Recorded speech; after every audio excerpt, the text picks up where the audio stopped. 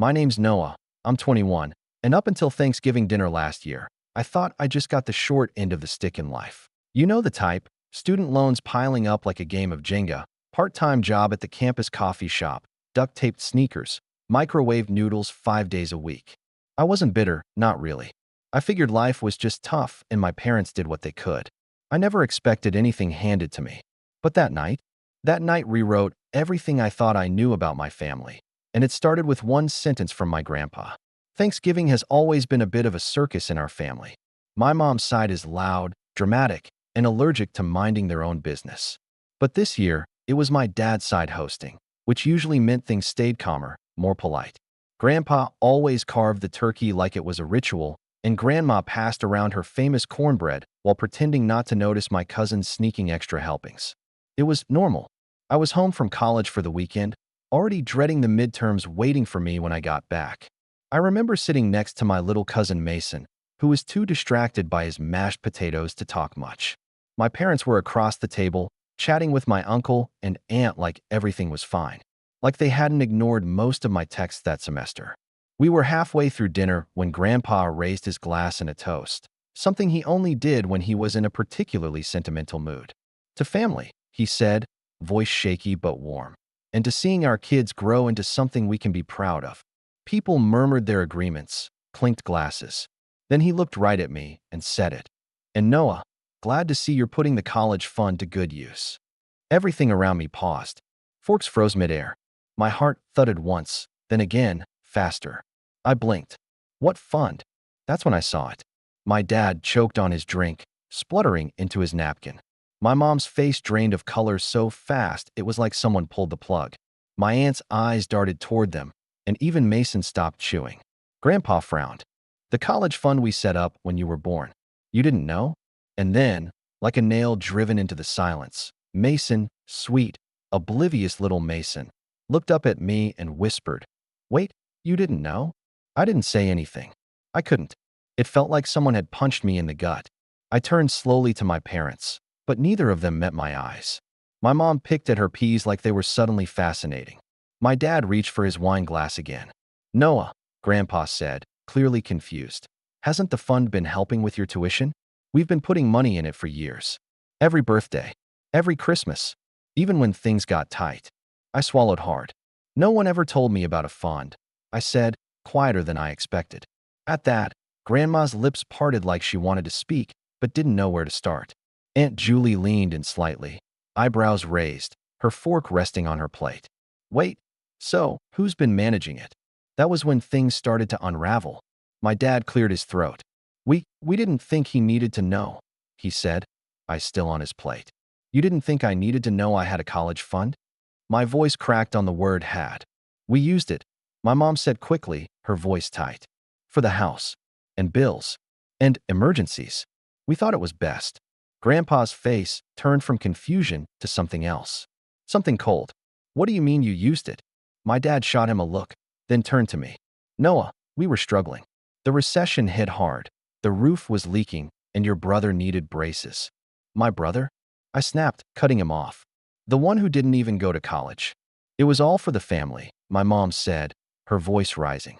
"You wouldn't understand. You were just a kid. You wouldn't remember how bad it got." I stood up.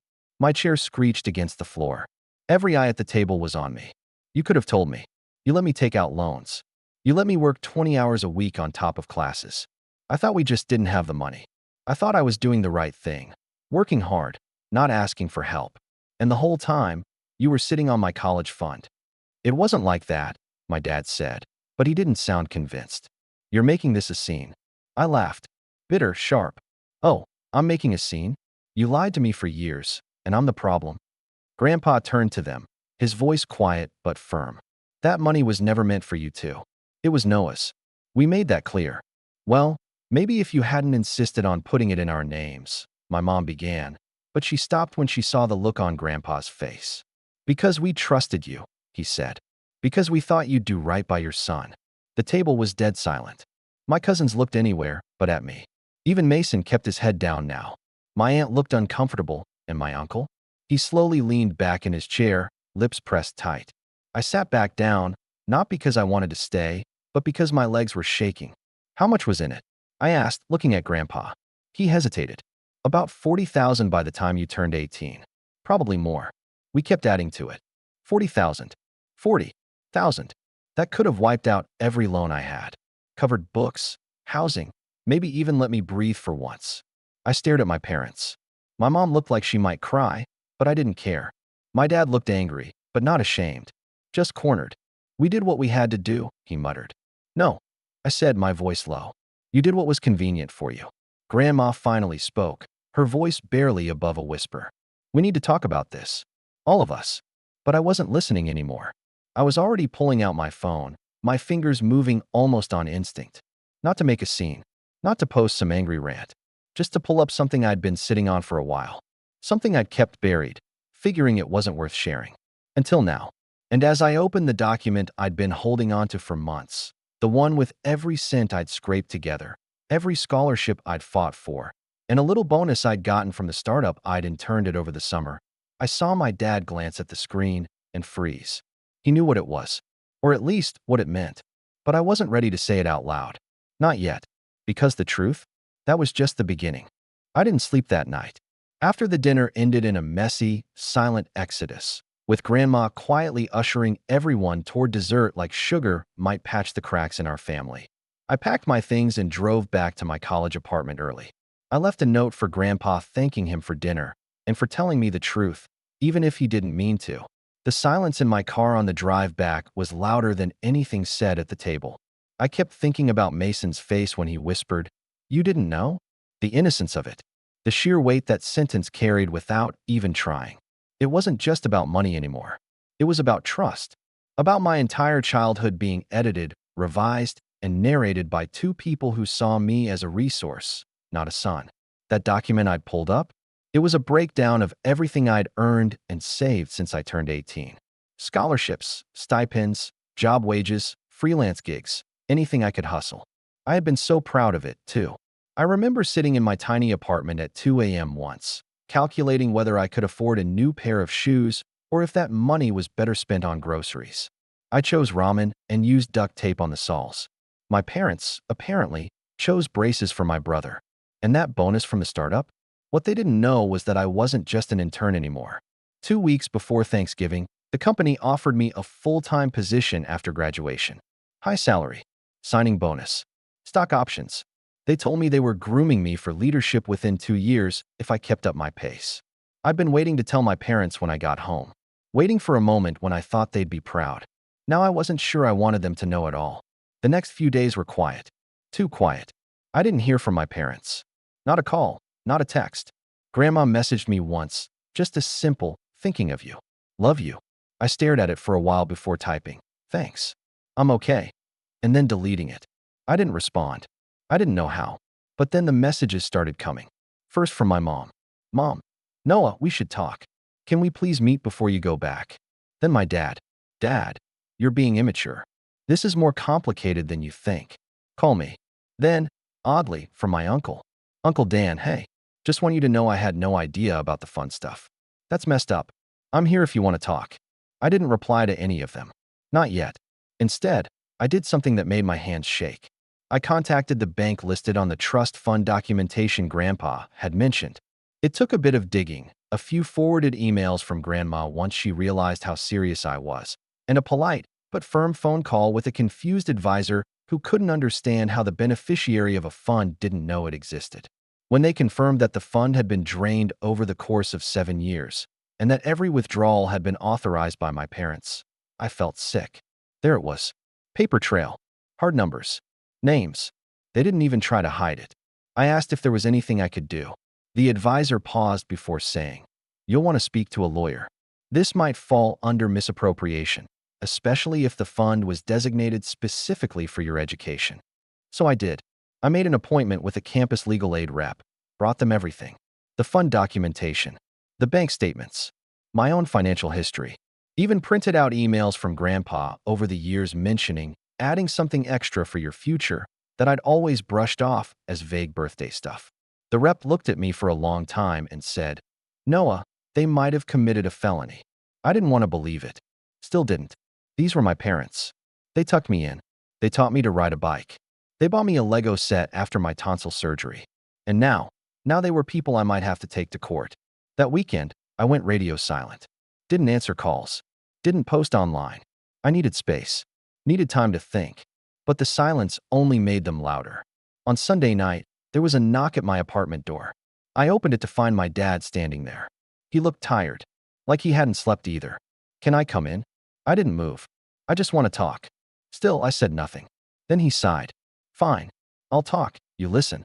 He stood awkwardly in the hallway, hands in his coat pockets. "We didn't mean for it to go this far. We just thought we'd pay it back. You were young. You wouldn't notice. Then we fell behind. And things got away from us." I stared at him. "You could have told me." "I know," he said. "But your mother thought you'd resent us. She wanted to wait until we could replenish it." "You had 18 years," I said. He flinched. Then he said something that shifted everything. "We didn't just use it on ourselves, Noah. We used it on your brother too. His school. His surgery. He's struggling, you know. He's always needed more help than you. You've always managed. We thought you could handle it." I felt the anger rise again. "So because I was the low-maintenance kid, I got less?" He didn't answer, just looked down at his shoes. Then I asked, "What would you have done if Grandpa hadn't said anything? Kept lying? Let me drown in debt?" He looked up, and for a moment, I swear I saw regret. Real, painful regret. I don't know. There it was. The most honest thing he'd said to me in years. I nodded slowly, then stepped back and closed the door. No yelling. No drama. Just quiet. But something in me snapped into place after that. I wasn't just going to move on. I couldn't. They made a choice.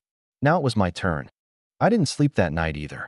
After I closed the door in his face, I leaned against it for a long time, listening to his footsteps retreat down the hallway.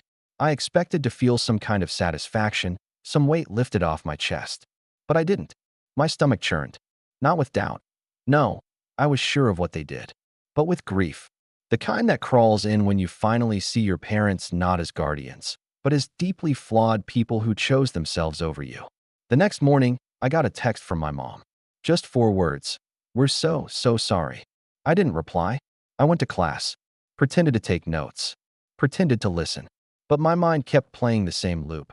My dad's voice saying, "You've always managed." Like my independence was a punishment. Like doing okay meant I didn't deserve help. That night, I sat down with my laptop and started drafting something. Not an email. Not a letter. A formal legal request. The campus legal advisor had already walked me through the steps. If the trust fund was set up in my name and intended specifically for my education, my parents could be liable for misappropriation, especially if they used the money for non-educational purposes. The lawyer had used the word restitution a few times. I hadn't asked what the consequences might be yet. I wasn't ready to hear it, but I was ready to start the process. So I did. I filed the request through the proper channel and CC'd the bank's trust department and my advisor. I didn't even tell Grandpa yet. I wasn't sure how he'd take it. He still believed in family. I wasn't sure I did anymore. 2 days later, I got a call. Blocked number. I usually don't answer those, but something told me I should. It was my mom. "Noah," she said, breathless like she'd been crying. "Please, don't do this. We'll pay it back. We'll figure it out. You don't have to ruin everything." Her voice cracked on the word ruin. I didn't say anything at first. Then I asked, "How much did you take?" She hesitated. We didn't keep track. It was over the years." "The bank did," I said flatly. Silence. Then, "We didn't think it would matter this much. You got scholarships. You're doing fine." That word again. Fine. I wanted to scream, but I didn't. I stayed calm. "I've been eating canned soup for 3 years, Mom. I've walked 2 miles in the rain because I couldn't afford a bus pass. You left me to figure it out while pretending nothing existed. And you want me to be grateful I managed?" "We were trying to help the family," she whispered. "No, you were trying to survive. And you chose who mattered more." Click. I hung up. I didn't even realize my hands were shaking until I saw the cursor blinking on my screen again. Over the next week, word spread. I don't know how, but someone told Grandpa. Maybe it was my aunt. Maybe Mason overheard something. I don't know. But that Sunday, I got a call from him. "Noah," he said, voice low and steady. "Can we meet for coffee? Just you and me." I agreed. We met at this quiet diner near my school. He was already sitting at a booth when I arrived, stirring a cup of black coffee like it held all the answers. He looked up at me and didn't smile. I'm sorry, he said. You didn't do anything, I replied. No, he said, but I trusted people who did. And I should have checked. I should have made sure. I sat down slowly. I looked into the trust, he continued. It's gone. Every cent. And I've already spoken to the bank. They're cooperating. If you want to pursue charges, well, you have every right. I didn't say anything. I also found out something else, he added. When your dad asked me to set the fund in his and your mother's name, he said it was for convenience, that it would be safer that way, easier to manage. I believed him. He looked at me, eyes full of something I hadn't seen in years, shame. I should have known better. We sat in silence for a moment. Then I said, they kept it a secret for over a decade. And the only reason I found out was because you said something without knowing. He nodded. Then he reached into his coat pocket and pulled out an envelope, placed it on the table between us. I can't undo what they did. But this is yours. I stared at the envelope. Didn't touch it. He sighed. It's not enough to cover everything, but it's a start. And I want you to know, I'm changing my will. Everything I leave behind will go into a separate trust. Only for you and your future. No one else touches it. Not again. I looked at him, really looked at him. I believed him. I think that's what hurt most. That he believed in me, and they didn't. When I finally opened the envelope that night, it was a cashier's check for $10,000. I should have felt relief, but all I felt was anger. $10,000 meant something. It meant someone believed I was worth it. My own parents never did. The next day, I filed a formal complaint with the family trust's legal department. And then I started planning something I never thought I'd have the nerve to do. Because winter break was coming, and we always hosted Christmas at our house. Christmas came fast. Too fast. It was the first time I truly dreaded going home. Not in that joking, ugh, can't wait for Aunt Denise's casserole kind of way, but in the deep, bone-heavy sense of walking into enemy territory. I didn't even pack much. Just a single overnight bag. No gifts. No cards. Nothing wrapped in cheerful paper or tied with a bow. I wasn't in the mood for pretending. I had already told Grandpa I'd be coming. He didn't try to talk me out of it. Just said, "You sure you're ready?" I was. Not because I had forgiven anything, but because some things needed to be said face to face. The air was sharp and cold when I pulled into the driveway. Snow still clung to the edges of the lawn, and the house looked exactly the same. Warm, glowing, festive. If you didn't know better, you'd think it was the perfect family home. But I did know better. The moment I stepped through the door, I was greeted by the smell of cinnamon and roasted meat. Christmas music played softly in the background. My mom was in the kitchen, laughing too loudly with my aunt. My dad sat on the couch with a glass of something dark, chatting with my uncle like nothing had happened. They both froze when they saw me. My mom's face stiffened. My dad didn't even stand. I didn't bother with small talk. Just nodded, took off my coat, and walked straight to the dining room where the rest of the family was gathered. Grandpa was already there. He gave me a small nod. Beside him was Grandma, who hadn't looked me in the eye since Thanksgiving. My brother sat at the far end of the table, still glued to his phone. He didn't acknowledge me at all. Dinner was served. It was tense. Everyone acted like they were walking on ice, trying not to be the first one to slip. Conversation stayed surface level. Weather, traffic, work. No one mentioned the trust. No one mentioned the legal complaint I had filed. They probably thought I wouldn't go through with it. That I'd cool off. That I'd be the good kid again. But I wasn't here to be good. I was here for closure. The moment came after dessert. My dad stood up to give his usual Christmas toast. He raised his glass, gave the standard spiel about family, love, and resilience. Then he said it. We're just so proud of how far our kids have come. Even in tough times, we've always stuck together. And that was the final spark. I stood up before he could sit back down. You've always stuck together, I repeated. Right? Except when it came to being honest. Except when it came to me. Silence fell. I reached into my bag and pulled out a folder. Neatly printed, bound, with labeled sections. I set it on the table. That's the full breakdown, I said calmly, of the trust fund you drained. Every withdrawal, every date, every cent cross-referenced with my student loan statements. Just in case anyone here still thinks I'm overreacting. My mom's face crumpled. My dad's jaw clenched. I looked at Grandpa. You asked me if I was sure I was ready. I am. Then I turned to the rest of the table. I worked 3 jobs through college. I skipped meals. I missed out on experiences because I thought we didn't have money. I blamed myself. I thought I was just unlucky. Meanwhile, My parents were quietly spending the fund my grandparents created for my future on themselves. My brother looked up at that. It wasn't all on them, he said. Some of it was for me. Yeah, I said, locking eyes with him. Braces, private tutoring, new laptop every year. While I was repairing mine with duct tape, Grandma spoke up, her voice cracking. We didn't know, Noah. We're so sorry. I nodded once. I believe you. But this isn't just about money. It's about respect, about trust, and about choices. I turned to my parents. You could have told me the truth. At any point, even after the fund was gone. But you didn't. You let me believe we were all struggling together, when really, you just let me struggle alone. My mom whispered. We thought we were doing what was best. For who? I asked. For me? Or for the version of me that didn't ask questions? They didn't answer. I took a breath. I filed a formal complaint with the bank. Legal proceedings are in motion. I'm not doing this to hurt you. I'm doing this because actions have consequences. And because I'm done carrying this burden alone. My dad stood up slowly. You're suing us? Your own parents? No, I said. I'm holding you accountable. He scoffed. You'd really tear this family apart over some money? And that was it. No, I said. You did that the moment you decided I didn't matter as much. I picked up the folder and walked to the living room. Everyone stayed frozen at the table. I took out one final envelope, my Christmas gift, set it on the mantel. Then I turned to the room. I won't be staying tonight. I don't know when, if I'll come back. But that envelope has copies of the legal documentation in case anyone wants to see for themselves.